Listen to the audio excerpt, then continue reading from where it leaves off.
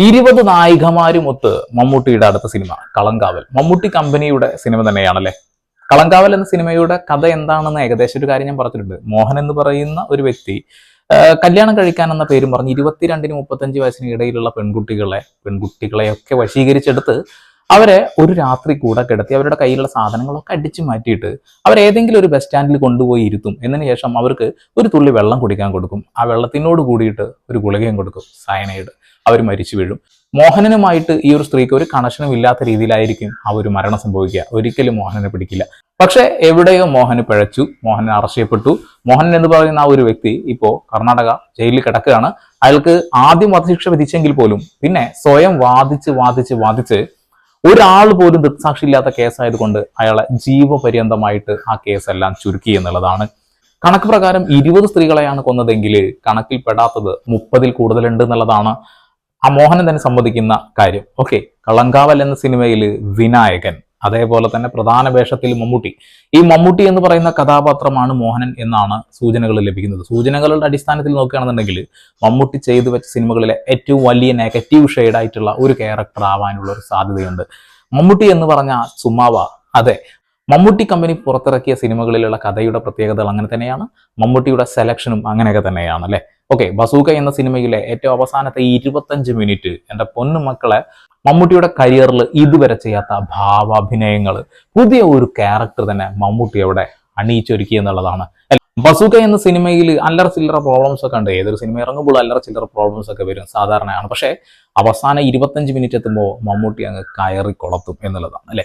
20 പേരെയാണ് മോഹനൻ കൊന്നതെന്നാണല്ലോ ഔദ്യോഗിക കണക്ക്. തീർച്ചയായിട്ടും മോഹനൻ എന്ന് പറയുന്ന മമ്മൂട്ടിയുടെ ആ ഒരു ക്യാരക്ടർ 20 പേരെ കൊല്ലുന്ന ഒരു സീൻ ഉണ്ടാവാനുള്ള സാധ്യതയുണ്ട്. അതില് 2 നടിയുടെ പേര് മാത്രമേ പുറത്തേക്ക് വിട്ടിട്ടുള്ളൂ. ഒന്ന് രജിഷ വിജയനും ഒന്ന് ഗായത്രി അരുണും. ഇനി ബാക്കിയുള്ള 18 താരങ്ങൾ ആരാ? അത് വലിയ ഒരു ചർച്ച തന്നെയാണ്. എന്തായാലും കഴിഞ്ഞ ദിവസം മമ്മൂട്ടിയുടെ ഒരു ഫോട്ടോ പുറത്തു വന്നിട്ടുണ്ടായിരുന്നു. നിങ്ങൾ സൈഡിൽ കാണുന്നുണ്ടാവും. അതായത് മമ്മൂക്ക പൂർണ്ണ ആരോഗ്യവാനായിട്ട് തിരിച്ചു വന്നിരിക്കുന്നു. അദ്ദേഹത്തിന്റെ അസുഖം അതാ പമ്പ കടന്നിരിക്കുന്നു എന്നുള്ളതാണ്. അദ്ദേഹത്തിന് യാതൊരു തരത്തിലുള്ള ഹെൽത്ത് പ്രോബ്ലംസ് ഇല്ല. അദ്ദേഹം ഇതാ വീണ്ടും മഹേഷ് നാരായണ സിനിമയുടെ ഷൂട്ട് സെറ്റിലേക്ക് പോയിരിക്കുകയാണ്. കളങ്കാവൽ എന്ന സിനിമ ഒരു പക്ഷേ നമ്മൾ പ്രതീക്ഷിക്കുന്നതിന്റെ അപ്പുറത്താവും. ഞാൻ ഏതൊരു റിവ്യൂ പറയുമ്പോഴും അതിനിടയിൽ പറയുന്ന ഒരു വാക്കാണ് കളങ്കാവൽ. ഞാൻ പ്രതീക്ഷിക്കുന്ന ഏതൊരു സിനിമയേക്കാൾ കൂടുതൽ ബിലാൽ വരാൻ പോകുന്നു, അതിനേക്കാളൊക്കെ ഏറ്റവും മുകളിൽ എനിക്ക് കളങ്കാവൽ കാണാനുള്ള ആഗ്രഹം നിലനിൽക്കുന്നതും അതുകൊണ്ടൊക്കെ തന്നെയാണ്. ഈ മോഹൻ എന്ന് പറയുന്ന വ്യക്തിക്ക് ഒരുപാട് പേരുകൾ കർണാടകയിലുണ്ട്. പല പേരുകളിലാണ് അറിയപ്പെടുന്നത്. ഒരു സ്കൂൾ അധ്യാപകനായിട്ട് വർക്ക് ചെയ്തിരുന്ന ആളാണ്. അയാൾക്കൊരു കഴിവ് എന്തെന്ന് വെച്ചിട്ടുണ്ടെങ്കിൽ അയാൾക്ക് സ്വയം വാദിക്കാനുള്ള കഴിവുണ്ട്. മമ്മൂട്ടിയിൽ സ്വയം വാദിക്കുന്ന വക്കീലുകളുടെ കഥാപാത്രങ്ങളൊക്കെ നമ്മൾ ഒരുപാട് കണ്ടതാ. മമ്മൂട്ടിക്ക് അത്തരം ക്യാരക്ടറുകൾ ചെയ്യാൻ വലിയ കഴിവുള്ള മനുഷ്യൻ തന്നെയാണ്. ഒരുപക്ഷെ മുന്നറിയിപ്പ് എന്നൊരു സിനിമയുണ്ടല്ലോ, ആ ഒരു സിനിമയിൽ അദ്ദേഹത്തിന്റെ ആ ഒരു ക്യാരക്ടർ ഏറ്റവും അവസാനം നമ്മളെ ഒന്ന് ഞെട്ടിത്തരിപ്പിച്ചു കൊണ്ടൊരു സൈക്കോ ക്യാരക്ടറായിട്ട് മാറുന്ന ഒരു സീനുണ്ട്.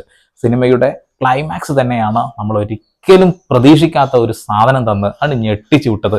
ആ ഒരു ചിരിയോടുകൂടി ഒരു അടി അടിക്കുന്നുണ്ട്. കളങ്കാവൽ എന്ന സിനിമയിൽ ഒരുപാട് ഫോട്ടോസ് ഒന്നും വന്നിട്ടില്ല. ഒന്ന് അദ്ദേഹത്തിന്റെ ഫസ്റ്റ് ലുക്ക്, ആ ഒരു സിഗരറ്റ് കടിച്ചു പിടിച്ച് ആ മുടിയെല്ലാം മുകളിലോട്ട് വാർന്ന് വായ കടിച്ചു പിടിച്ച് നിൽക്കുന്ന ഒരു ഫോട്ടോ, ആ ഫോട്ടോ വന്നിട്ടുള്ളത്. അതിനുശേഷം വിനായകനോട് കൂടിയിട്ട് ഒരു കാറിൽ യാത്ര ചെയ്യുന്ന അല്ലെങ്കിൽ ഒരു ജീപ്പിൽ യാത്ര ചെയ്യുന്ന ഒരു ഫോട്ടോയും കിട്ടിയിട്ടുണ്ട്. അപ്പൊ നമ്മൾ ഉദ്ദേശിച്ച കഥയിൽ നിന്നും എന്തെങ്കിലും വ്യത്യാസം ഉണ്ടാവുമോ എന്ന് പറയാനൊന്നും കഴിയില്ല.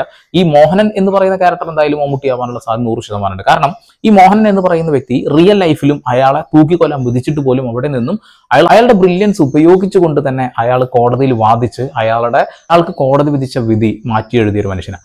സ്വാഭാവികമായിട്ടും അയാൾ ഒരു ഹീറോ പരിവേഷത്തിലേക്ക് വരുന്നുണ്ട്. അതൊന്നും നമ്മൾ അനുവദിക്കുന്നില്ല. മാനസികമായി നമുക്ക് അതിന് ഒരിക്കലും തയ്യാറാവാൻ നമുക്ക് കഴിയില്ല. പക്ഷെ സിനിമയിലേക്ക് വരുമ്പോൾ ഇതൊരു സിനിമയായിട്ട് കാണാം. മമ്മൂട്ടി എന്ന് പറയുന്ന ആ ഒരു നെഗറ്റീവ് ഷെയ്ഡ് ചെയ്യുന്ന ക്യാരക്ടർ ഒരുപക്ഷെ ഈ ഒരു സിനിമയിൽ ഒരു ഹീറോയായി മാറാനും സാധ്യത കാണുന്നുണ്ട് എന്നുള്ളതാണ്. പലപ്പോഴും നെഗറ്റീവ് ക്യാരക്ടേഴ്സ് ചെയ്യുമ്പോൾ മമ്മൂട്ടിയുടെ ഒരു എനർജി അത് വല്ലാത്തൊരു എനർജിയാണ്. ഇത്രയും നാൾ ചെയ്ത സിനിമയിൽ നിന്നും വളരെ വ്യത്യസ്തമാക്കാനുള്ള ശ്രമങ്ങൾ അദ്ദേഹം നടത്തുന്നുണ്ട് എന്നുള്ളതാണ്. ബാക്കി 18 സ്ത്രീകൾ ആരാണ് എന്നുള്ള ഒരു ഡൗട്ട്, ഒരുപാട് ചോദ്യചിഹ്നങ്ങൾ ഇങ്ങനെ കിടക്കുക. ആരൊക്കെ ആയിരിക്കും എന്നുള്ളത് അല്ലെ. പക്ഷെ നിങ്ങൾ പ്രതീക്ഷിക്കുന്നത് മമ്മൂട്ടിയുടെ ആ ഒരു ബ്രില്യൻ്റ് ആക്ടിങ്ങിന് വേണ്ടി തന്നെയാവും. ഒരു സംശയവും ആ കാര്യത്തിൽ വേണ്ട എന്നുള്ളതാണ്. ഒരു റിയൽ ലൈഫ്, ഒരു റിയൽ സ്റ്റോറി ആയതുകൊണ്ട് തന്നെ അതിൽ എത്രത്തോളം മോഡിഫിക്കേഷൻ ചെയ്യാൻ കഴിഞ്ഞിട്ടുണ്ടെന്നൊന്നും പറയാൻ കഴിയില്ല. നമ്മൾക്കറിയുന്ന സയനൈഡ് മോഹനൻ എന്ന് പറയുന്ന വ്യക്തിയുടെ സ്റ്റോറി നമ്മൾ പറഞ്ഞു. ഇതിൽ നിന്ന് ചിലപ്പോൾ സിനിമയ്ക്ക് ആവശ്യമായ രീതിയിൽ മാറ്റങ്ങൾ വരുത്താനുള്ള സാധ്യതയുണ്ട്. 20 പേരെ കൊന്ന കണക്കാണ് ഔദ്യോഗികമായിട്ട് രേഖപ്പെടുത്തിയിട്ടുള്ളത്. എന്നാൽ മോഹനൻ തന്നെ പറയുന്നുണ്ട് നിങ്ങൾ കൊടുത്ത ഈ കണക്കൊന്നല്ല, അതിന്റെ അപ്പുറത്തേക്കുണ്ട്. വളരെ സിമ്പിൾ ആയിട്ട് ആൾക്കത് പറയാം. കാരണം എന്ന് വെച്ചിട്ടുണ്ടെങ്കിൽ ഒരു തെളിവും അവശേഷിപ്പിച്ചിട്ടില്ല, ഒരു ദൃക്സാക്ഷി പോലും ഈ വിഷയത്തിൽ ഇല്ല എന്നുള്ളതാണ്. ഒരു മൊബൈൽ ഫോണിൽ വന്ന ഒരു 7 മിസ് കോളിന്റെ അടിസ്ഥാനത്തിലാണ് ഈ മോഹനനിലേക്ക് എത്തുന്നത് എന്നുള്ളതാണ് പോലീസുകാർ തന്നെ പറയുന്നത്. അതുകൂടാതെ കേരളത്തിൽ തന്നെ കേരളത്തിലെ 2 സ്ത്രീകളെയും അദ്ദേഹം കൊന്നിട്ടുണ്ട്. ഒരാൾ 35 വയസ്സും ഒരാൾ 25 വയസ്സും, അതിനിടയിലുള്ള 2 ആളുകളെയാണ്, 2 സ്ത്രീകളെയാണ്. ഒന്ന് കാസർഗോഡും ഒന്ന് എറണാകുളം ഭാഗത്ത് എവിടുന്നോ എന്നുള്ളതാണ്, വ്യക്തമായിട്ട് എനിക്ക് ഓർമ്മയില്ല. എന്നിരുന്നാൽ പോലും ഒരു വലിയ ക്രൈം എന്നൊന്നും പറയാൻ പറ്റില്ല. ഒരാളുടെ ജീവിതകാലം മുഴുവൻ നടന്ന് അയാളെ പിടിക്കപ്പെട്ടിട്ടില്ലെങ്കിൽ ഇന്നും അതിങ്ങനെ ആവർത്തിച്ചു കൊണ്ടേയിരിക്കും എന്നുള്ളതാണ്. സൈനഡൻ മോഹനന്റെ ക്യാരക്ടർ മമ്മൂട്ടിയിലേക്ക് എത്തുമ്പോൾ ആ ഒരു നെഗറ്റീവ് ഷെയ്ഡ് മമ്മൂട്ടി അഭിനയിച്ച് വെക്കുന്നത് എന്താകും, നമുക്ക് കാത്തിരുന്ന് കാണേണ്ട ഒരു വിഷയമാണ്. ഓക്കെ, എന്തായാലും ഈ സിനിമയുടെ സംവിധായകൻ പുതുമുഖ സംവിധായകനാണ്.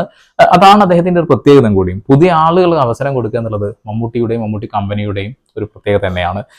അസുഖബാധിതനായിട്ട് അദ്ദേഹം അമേരിക്കയിലേക്ക് പോയി. അത് കഴിഞ്ഞ് നേരെ ചെന്നൈയിലേക്ക് തിരിച്ചു വരുന്നു. ഒരിക്കലും മമ്മൂട്ടി എന്ന് പറയുന്ന മഹാനായ നടന് സിനിമയിൽ നിന്ന് മാറി നിൽക്കാൻ കഴിയില്ല. അങ്ങനെ ഇങ്ങനെയൊന്നും മമ്മൂട്ടിയെ സിനിമയിൽ നിന്ന് നിങ്ങൾക്ക് വേർപിടിച്ചെടുത്ത് കളയാൻ കഴിയില്ല. അദ്ദേഹം ഒരു കാന്തം പോലെയാണ്, അദ്ദേഹം ആകർഷിക്കൊണ്ടേയിരിക്കും. ഫിലിം അദ്ദേഹത്തിന്റെ ഹൃദയത്തിനകത്തുള്ളതാണ്. തീർച്ചയായിട്ടും അദ്ദേഹം ജീവിതകാലം മുഴുവൻ ഈ സിനിമയുടെ ഉള്ളിൽ തന്നെ ഉണ്ടാവും, ഒരു കാര്യത്തിനും തർക്കം വേണ്ട. അപ്പോൾ നമുക്ക് എന്തായാലും കളങ്കാവലിന്റെ ടീസറും ട്രെയിലറും കാര്യങ്ങളൊക്കെ വരാൻ വേണ്ടി കാത്തിരിക്കുകയാണ്. ആരൊക്കെയാണ് ഇതിലെ നടിമാര് എന്നുള്ളത് നമുക്ക് കണ്ടറിയാം. ഓക്കെ, അപ്പോൾ ചാനൽ താല്പര്യം ഉണ്ടെങ്കിൽ കൂടെ വീണ്ടും വരാം പുതിയ സിനിമ വിശേഷങ്ങൾ. Sandeep Edappal signing off.